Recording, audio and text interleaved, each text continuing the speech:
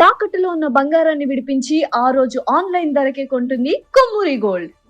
నమస్కారం అండి, సుమన్ టీవీకి స్వాగతం. నేను గీతాంజలి. పెళ్ళంటే నూరేళ్ల పంట అంటారు, కానీ ఇవాళ రోజుల్లో ఎలా ఉంది పరిస్థితి? మా రోజుల్లోనే బాగుండేది. పెళ్ళంటే ఏమైనా కానీ భర్త భార్య ఇద్దరు సర్దుకుపోయి బతికే వాళ్ళం, ఎంతమందిని మనం అలా చూస్తున్నాం అని చెప్తారండి. నిజమే.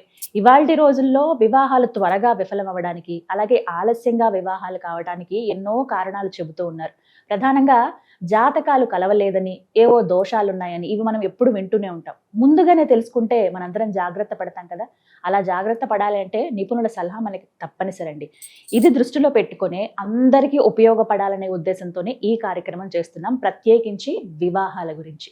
ఎవరికైతే వివాహాలు ఆలస్యం అవుతున్నాయో, కారణాలు తెలియకుండా ఉన్నారో, ఎటువంటి దోషాలు ఉన్నాయో వారికి ప్రత్యేకంగా ఈ వీడియోస్ ద్వారా చక్కటి వివరణ అందించబోతున్నాం. మనకి అందించేది జ్యోతిష్యరత్న జ్యోతిష్య చక్ర వైభవ నిపుణ డాక్టర్ రాళ్లపల్లి రవికుమార్ గురువు గారు.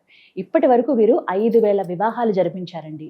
అంతేకాదు, ఎవరన్నా తీసుకొచ్చి ఒక సంబంధం మా అమ్మాయికి ఒక జాతకం ఇచ్చి వీరికి సంబంధం కుదర్చండి అని అడిగితే ఈ లెక్కన 1,00,000 వివాహ పొంతనలు చేశారు వారు. అంతటి అనుభవం ఉంది 30 ఏళ్లుగా. ఈ 30 ఏళ్లలో ఎంతో మందిని జతపరిచారు. చాలా సంతోషించే విషయం ఏంటంటే వాళ్ళు హ్యాపీగా ఉండడం, వీరికి ఎప్పుడు కృతజ్ఞతగా ఉండడం చూస్తాం. చాలా మంది మాకు ఇలాంటి గురుగారి ద్వారా మాకు జాతకం చెప్పించండి, మా అమ్మాయికి అబ్బాయికి వివాహం ఆలస్యం అవుతుంది, కారణం తెలియట్లేదు, దోషం ఏంటని కొన్ని మెసేజెస్ వచ్చాయండి.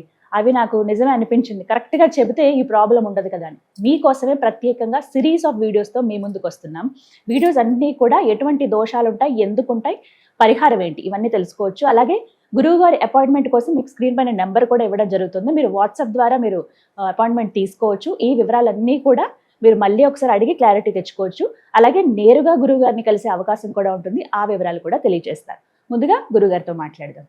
గురుగారు నమస్కారం అండి. శరదిందు సమాకారే పరబ్రహ్మ స్వరూపిణి వాసరా పీఠ నిలయే సరస్వతి నమస్తుతే. సుమన్ టీవీ ప్రేక్షకులకి నమస్కారం. వివాహాల గురించి కానీ ఇది ఒక రికార్డేనండి. ఖచ్చితంగా 1,00,000 పొంతనలు, వివాహ పొంతనలు చేశారు, 5,000 వివాహాలు జరిపించారు.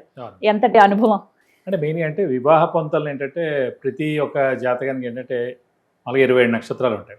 కొంతమంది తెలియదు ఈ 27 నక్షత్రాలు ఏదైనా మీ నక్షత్రం ఉందనుకోండి. ఫర్ ఎగ్జాంపుల్ మీది అశ్విని నక్షత్రం అయింది అనుకోండి. ఈ అశ్విని నక్షత్రానికి 27 కలుస్తాయని చాలా మంది అనుకుంటారు. కానీ ప్రతి నక్షత్రానికి ఒక 16 to 17 నక్షత్రాలే కలుస్తాయి. అవే కలుస్తాయి. ఇప్పుడు కలవ నక్షత్రం ఇచ్చినా కూడా అది కలవనట్టే అనమాట. సో అలా కూడా చాలా పొంతలు అయిపోతుంటాయి. అందుకే నేనేం చేస్తానంటే మీ నక్షత్రం ఇచ్చారంటే మీ నక్షత్రానికి తగ్గట్టు ఏ నక్షత్రం అయితే మ్యాచ్ అవుతుందో ఆ నక్షత్రం మీకు ఆ 17 లిస్టు పంపిస్తాను అనమాట. సో అందులో మీకు ప్రొఫైల్ అన్నీ నచ్చింది అనుకోండి, అంటే చదువు, ఉద్యోగం, అలాగే మెయిన్గా తన అందం కానీ, హైట్ కానీ, మెయిన్గా క్యాస్ట్, సబ్సెక్ట్, క్రీడ్, అలా మీరు అనుకున్న అన్నీ అందులో ఉన్నాయనుకోండి. అప్పుడు మీరు మీ జాతకం ఆ ప్రొఫైల్ నాకు పంపిస్తాను, కుదిరిందో లేదని చెప్తున్నాడు. సో ఓవరాల్గా అలా 1,00,000 మ్యాచ్ మేకింగ్ చూశానండి. 5,000 పెళ్ళిళ్ళు చెప్పాను. కొంతమందికి 10 సంబంధాలతోటే పెళ్ళిళ్ళు అయిపోయాయి. కొంతమందికి ఫస్ట్ దాంతో అయిపోయాయి. కొంతమందికి హైయెస్ట్ నేను చూసింది మాట ఒక 400 ఒకళ్ళకైతే, ఒకళ్ళకి 350, ఒకళ్ళకి 300. వాళ్ళు అలా వెయిట్ చేశారు కూడా.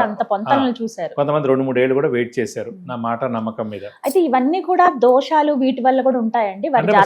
అంటే మనకి మేజర్ దోషాలు కుజ దోషం అని, నాగదోషం అని, కాలసర్ప దోషం అని, సప్తమ స్థానం బాలేక, అష్టమ స్థానం బాలేక, కుటుంబ స్థానం బాలేక, కొంతమందికి సంతానం ఉండదని ఉంటుంది, కొంతమందికి ఆరోగ్యం బాగుండదని ఉంటుంది, కొంతమందికి ఆయుష్ లేదని ఉంటుంది. సో ఏంటంటే అవతల వాడికి ఆయుష్ ఉంది, వీళ్ళకి లేదనుకోండి, ఇవన్నీ ముందే తెలుస్తాయి. అందుకే పుట్టంగానే మనం జాతక చక్రం వేసినప్పుడే అప్పుడు పెద్దవేం చూడడం, మెయిన్గా ఆరోగ్య ఆయుష్ గురించి చూస్తాం అన్నమాట. లైక్ బాలరిష్ట దోషాలు ఏమన్నాయని కలిసి ఉండేవి, మెయిన్ విడాకులు అవ్వకుండా చూడాలి. మెయిన్గా సప్తమ స్థానం బాగుండాలి. మెయిన్గా ఈగో ప్రాబ్లమ్స్ లేకుండా ఉండేటట్టు చూసుకోవాలి. ఒకరికి బాగా ఈగో ఉందండి, వీళ్ళు ఏంటంటే చాలా సాఫ్ట్ వాళ్ళని తీసుకురావాలి. అంతేకాని ఈగో పర్సన్ ఇచ్చి మ్యారేజ్ చేయకూడదు. సో అలా ఏంటంటే బాగా అన్యోన్యంగా ఉండేది, బాగా ఇద్దరు కలిసి ఉండేది. సో దెబ్బలాట్లేంది. ఇంకోటి నేచర్, స్వభావం ఉంటుంది అన్నమాట. మనకి లగ్నం కూడా బాగా కలిసింది అనుకోండి, స్వభావం బాగా కలిసినట్టు. చంద్రుడు ఉన్న రాశులు ఇద్దరు బాగా కలిసారనుకోండి, నక్షత్రాలు ఇద్దరు బాగా కలిసారనుకోండి, మనసులు బాగా కలిసినట్టు. సో స్వభావం బాగా కలవాలి, మనసులు బాగా కలవాలి. సో ఇంకా ఆరోగ్యం, ఆయుష్, యాక్సిడెంట్ ప్రోన్ ఏం లేకుండా, సర్జరీలు ఏం లేకుండా, మెయిన్గా అలవాట్లు ఏం లేకుండా, ఇలా ఇవన్నీ డీప్గా వెళ్ళాలన్నమాట. అవన్నీ బాగుంటాయి కనుక మనం ముందుగా ప్రొసీడ్. చిన్న ఏమైనా ఉంటాయి కనుక చిన్న పరిహారాలతో సర్దుకోవచ్చండి. మెయిన్గా ఆరోగ్యం బాగాలేకపోయినా, ఆయుష్ బాగాలేకపోయినా, సెకండ్ మ్యారేజ్ ఉన్నా, డైవర్స్ ఉన్నా, లేకపోతే విపరీతమైన అలవాట్లుండి మొత్తం పేరంతా పోగొట్టుకున్నా, సో ఇవన్నీ మటుకు చాలా జాగ్రత్తగా చూసి అవి వద్దని చెప్తూ ఉంటాం. వివాహం అంటే ప్రత్యేకించి వివాహం, సంతానం, మనిషి ఎదుగుదలలో ఎలాంటి ఇబ్బందులు వస్తాయి, జాతకాన్ని ఎలా చూడాలనేది చెప్పారు గురుగారు. విశేషంగా అడుగుతూ ఉంటారు, నాగదోషం అంటే ఏంటండి, మేము ఇలా జాతకం చెప్పించుకుందాం అని వెళ్తే నాగదోషం ఉందని అన్నారు. నిజంగా వాళ్ళు అంటే పుట్టినప్పటి నుంచి వస్తుందా, మధ్యలో ఏమన్నా చేస్తే నాగదోషం వస్తుందా, దేన్ని నాగదోషం అంటారు, ఎలాంటి అనర్థాలు ఉంటాయి, వివరించండి. మామూలుగా నాగదోషం అంటే ఏంటంటే పంచమ స్థానం అనేది సాధారణంగా సంతాన స్థానం. ఎవరికైనా వివాహం కూడా తర్వాత మెయిన్గా కావాల్సిన సంతానం. పూర్వంలో ఏంటి, మనకి జనాభా చాలా తక్కువగా ఉండేవారు, మనుషులే మనకి మెయిన్గా సపోర్ట్ అండి. డబ్బులు లేవు ఎవరి దగ్గర, ల్యాండ్స్ లేవు, డబ్బులు లేవు, ఏవీ లేవు, పెద్ద పెద్ద ఉద్యోగాలు లేవు, మనుషులే సపోర్ట్. సో అందుకే అంటే సంతానం ఎక్కువగా కనేవారు అన్నమాట. సో అందుకే అప్పట్లో బాగా చూసేవారు దీన్ని మామూలుగా. సో ఈ నాగదోషం అనేది ఏంటంటే పంచమ స్థానం, సంతాన స్థానంలో రాహు అనే గ్రహం ఉండడం, దీంతో నాగదోషం అనేది వస్తుందన్నమాట. ఈ నాగదోషం మూలానే సాధారణంగా మనం వివాహం చేద్దామని కూడా మిగతా సప్తమ స్థానం అంటే భార్య స్థానం, భర్త స్థానం, అన్యోన్యత, వైవాహిక జీవితం ఇవన్నీ చూస్తాం. సెకండ్ హౌస్ అంటే ద్వితీయ స్థానం, కుటుంబ స్థానం, కుటుంబంలోనే తగాదాలు వస్తాయి, కుటుంబంలోనే ఇబ్బందులు వస్తాయి.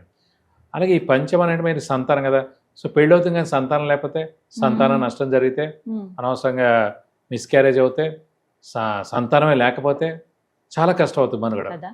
ఈ రోజుల్లో ఇంకా కష్టం, ఎందుకంటే ఇప్పుడు పిల్లలు పుట్టకపోతే మీరు హాస్పిటల్స్ చుట్టూ తిరిగి 10 లక్షల నుంచి 20 లక్షలు కూడా అయిపోయిన వాళ్ళు ఉన్నారు. అది సరిగ్గా జరగకుండా ఉండేది.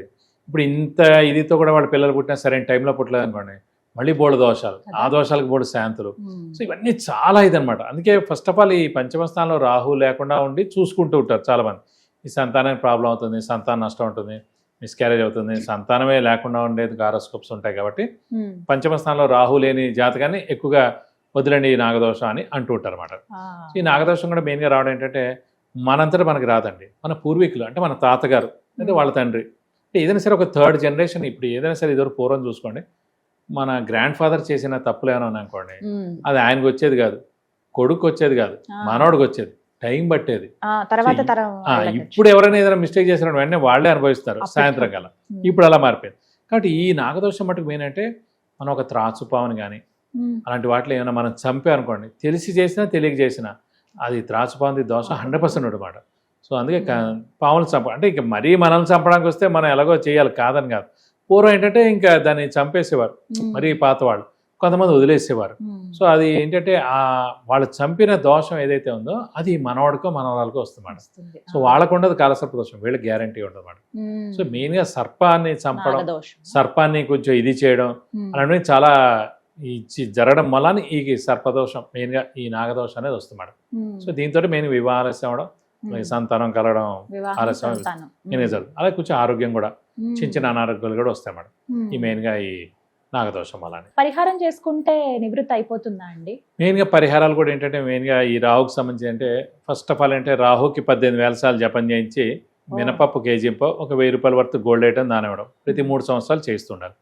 సేమ్ ఈ దీనికి కూడా సుబ్రహ్మణ్య స్వామిని ఎక్కువగా పూజించడం, ప్రతిరోజు సుబ్రహ్మణ్య స్వామి అష్టోత్తరం చదువుకోవడం, అలాగే పొట్లకి అస్సలు తినకూడదు.